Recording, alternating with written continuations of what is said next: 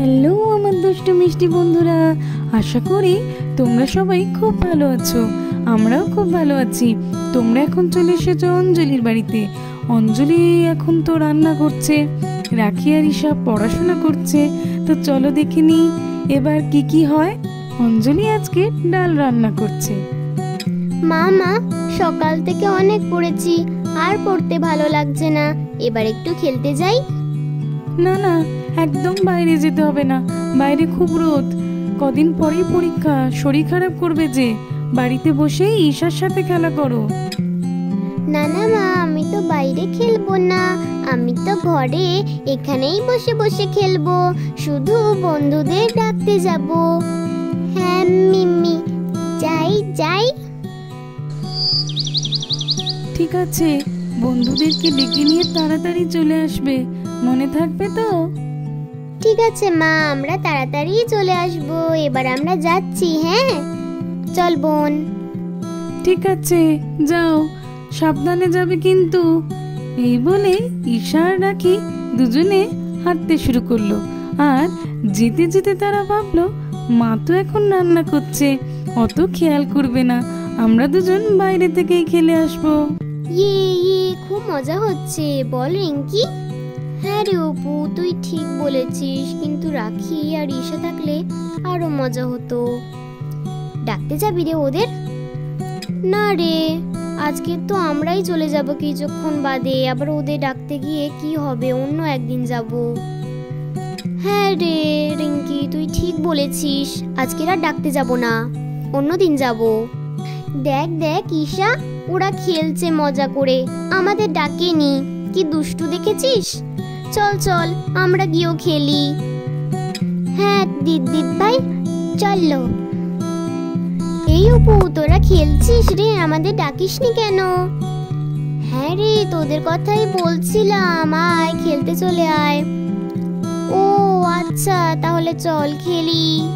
ইয়ে খুব মজা হচ্ছে, খুব মজা হচ্ছে, ইয়ে খুব মজা হচ্ছে, খুব মজা হচ্ছে। উফ বাবা, হাঁপিয়ে গেলাম একদম। এই অপু রিঙ্কি, তোরা সবাই বাড়ি যা রে। আরে ঈশাকে নিয়ে যেতে পারবি রে? হ্যাঁ রে বাবা, যেতে পারবো না কেন, ওকে নিয়ে আমরা নিশ্চয়ই যেতে পারবো। তাহলে তোরা চলে যা রে, আমি একটু বসি। ঈশা, তুই একটু ওদের সঙ্গে বাড়ি চলে যেতে পারবি তো? হ্যাঁ দিদি ভাই, পারবো। ঠিক আছে। উফ বাবা, আমি একটু এখানে বসি, আমি তো একদমই হাঁপিয়ে গেছি। এ বাবা, আমার জামাই তো একদমই কাদা লেগে গেছে, আমাকে দেখে দেখে এইখানেই বসতে হলো, আমি তো দেখতেই পাইনি। মা তো বাড়ি গেলে বকবে আমাকে, আমি বরঞ্চ পুকুরে গিয়ে চান করে নি। এই জলটা তো মনে হচ্ছে বেশ ঠান্ডা, আমি এই জলে চান করে নি। এই গরমে ঠান্ডা জলে তো খুবই আরাম হবে। কি আরাম হচ্ছে আমার এই ঠান্ডা জলে চান করতে। এদিকে রান্না করতে করতে অঞ্জলি ভাবতে লাগলো কখন বেরিয়েছে বন্ধুদেরকে ডাকতে, এখনো বাড়ি ফেরার নাম নেই। দেখেছো কি কাণ্ড, পারি না এদেরকে নিয়ে, আর এখনো বাড়ি ফেরবার নামই করছে না। উফ, আমাকেই যেতে হবে বোধহয় খুঁজতে। চলো দেখি। অঞ্জলি প্রথমে ঈশা রাখির খোঁজ নিতে তার বোন গুঞ্জার কাছে যেতে লাগলো। এই বোন, বোন, রাখি আর ঈশা ফিরেছে নাকি রে, তুই কিছু জানিস? না না রে দিদি, এখনো ফেরেনি, আমিও তো তাই ভাবছিলাম, সে কখন বেরিয়েছে বল। হ্যাঁ রে, সে কখন গিয়েছে, এখনো ফেরার নামগন্ধই নেই। কি গো বৌমা, রাখি আর ঈশা কোথায় গেল? অত বাচ্চা বাচ্চা দুটো মেয়ে, হারিয়ে টারিয়ে গেল না তো আবার? দেখো গিয়ে তাড়াতাড়ি। না না মা, আপনি চিন্তা করবেন না, ওরা বাইরে টাইরে কোথাও খেলছে, আমি এখনই গিয়ে দেখে আসছি যে ওরা বাইরে কোথায় খেলছে। এই বলে অঞ্জলি তাদেরকে খুঁজতে যেতে লাগলো। উফ বাবা, দেখেছো, কোথাও দেখতে পাচ্ছি না, হে রাখি, হে ঈশা, কই গেলি রে তোরা? আরে আরে, দূরের ওই পুকুরটাতে রাখি স্নান করছে না? আরে দেখি তো, এত সাহস ওর, পুকুরে নেমে স্নান করছিস তুই? এই এই, তুই পুকুরে কেন নেমেছিস রে? না না মা, আমি বেশিক্ষণ নামিনি, আমি সবেই নেমেছি। জামাটা একটু কাদা লেগে গিয়েছিল তো, তাই জন্য। চুপ কর, আর একটাও কথা বলবি না। তুই বলেছিলিস না যে তুই বন্ধুদেরকে ডেকে নিয়েই চলে যাবি? এখানে এসে একে তো খেলেছিস, তারপরে আবার কাদা লাগিয়ে পুকুরে নেমে পড়েছিস। মা মা, তুমি আর আমাকে বকো না তো, এক্ষুনি উঠে পড়ছি, আমি এক্ষুনি উঠে পড়ছি। তাড়াতাড়ি করে উঠে পড়, নইলে কিন্তু তোর কপালে মার অপেক্ষা করছে। ওঠ বলছি, ওঠ ওঠ, তাড়াতাড়ি ওঠ, আমার সঙ্গে বাড়ি চল এক্ষুনি। আচ্ছা মা, আমি যাচ্ছি তোমার সঙ্গে, এক্ষুনি যাচ্ছি, চলো। হ্যাঁ, এখনই চল আমার সঙ্গে। এই বলে অঞ্জলি আর রাখি দুজনেই বাড়ি ফিরতে লাগলো। তো চলো দেখে নিই বন্ধুরা, এবার কি হয়। দেখে তো মনে হচ্ছে রাখির ভালো মতনই ঠান্ডা লেগে গেছে। হাঁচু হাঁচু, দেখে মনে হচ্ছে তোর ঠান্ডাটা ভালোই লেগেছে। চেঞ্জ করে নে তাড়াতাড়ি ভিজে জামা কাপড়গুলো। হাঁচু হাঁচু, উফ বাবা, হাঁচু। কিরে, ঠান্ডা লাগিয়েছিস? বারণ করলাম তোকে বাইরে খেলতে যেতে পরীক্ষার আগে। খেলতে তো গেলি, আবার কি করলি নাকি কাদা লাগিয়ে পুকুরে এতক্ষণ ধরে স্নান করলি। একটাও কথা শুনিস না তুই আমার। ঈশা কখন চলে এসেছে বাড়িতে, আর তুই এত দেরি করে ঠান্ডা লাগিয়ে ফিরলি। পারি না তো কিনে, দেখি দেখি তোর গাটা একবার দেখি।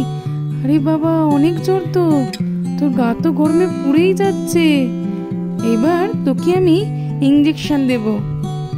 না না মা, ইঞ্জেকশনে আমার খুব ভয় করে, তুমি আমাকে যাই দাও, ইঞ্জেকশন দিও না, আমার খুব ভয় করে ইঞ্জেকশনে। আচ্ছা নিবি না বললেই কি করে চলবে? ওষুধে কাজ না দিলে তখন তো ইঞ্জেকশন নিতেই হবে। তোর বাবাটাও আবার জমিতে গেছে, ওষুধ যে কোথায় সেটাও জানি না, দেখতে হবে। দেখছি, দাঁড়া, ওষুধ কোথায় পাই দেখছি। এই নে, ধর ধর, এই ওষুধটা খেয়ে নে। খেয়ে নিলে তুই একদম ঠিক হয়ে যাবি। ওষুধটা খেয়ে এখন তুই আপাতত শুয়ে পড়, ভালো করে শুয়ে একটু বিশ্রাম কর। আচ্ছা মা, আমি ওষুধ খেয়ে নিচ্ছি। এই বলে রাখি ওষুধটা খেয়ে নেয়। উফ বাবা, খাওয়া হয়ে গেছে, এবারে রেখে দিই। ঠিক আছে, এবারে শুয়ে পড়, তুই শুয়ে পড় দেখি। হ্যাঁ, ঠিক করে শো, একটু বিশ্রাম নে। এই দিদি, এই রাখি বাড়িতে ফিরেছে? হ্যাঁ রে, ফিরেছে। ওর না খুব জ্বর এসেছে।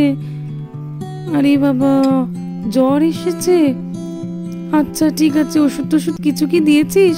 হ্যাঁ হ্যাঁ, দিয়েছি রে। আচ্ছা, ওর জ্বর কমে গেলে আমাকে একটা খবর দিস, মেয়েটার সঙ্গে এসে একটু কথা বলে যাব। আচ্ছা আচ্ছা ঠিক আছে, এত চিন্তা করার কিছু নেই, ও একটু পরেই ঠিক হয়ে যাবে। আমি ওষুধ দিয়েছি না, তুই এখন যা, তোর তো অনেক কাজ, যা গিয়ে কাজগুলো কর, আমি তোকে খবর দিয়ে দেব। মামা দেখো, আমি এখন অনেকটাই ভালো হয়ে গেছি, আর আমার শরীর এখন অনেকটাই ভালো লাগছে।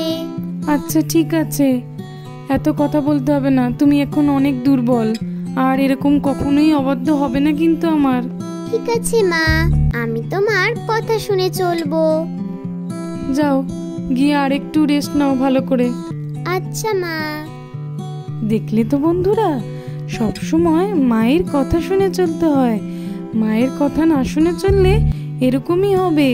তো তোমরাও সকলে এবার থেকে রাখির মতো মায়ের কথা শুনে চলবে। মায়ের কথা শুনে যে না চলে তার কোনোদিনও ভালো হয় না। তো বন্ধুরা, আজকের মতো গল্প এইটুকু, দেখা হবে পরের একটা ভিডিওতে। আর আমার গল্পটা ভালো লেগে থাকলে সাবস্ক্রাইব করতে একদম ভুলবে না। টাটা বন্ধুরা।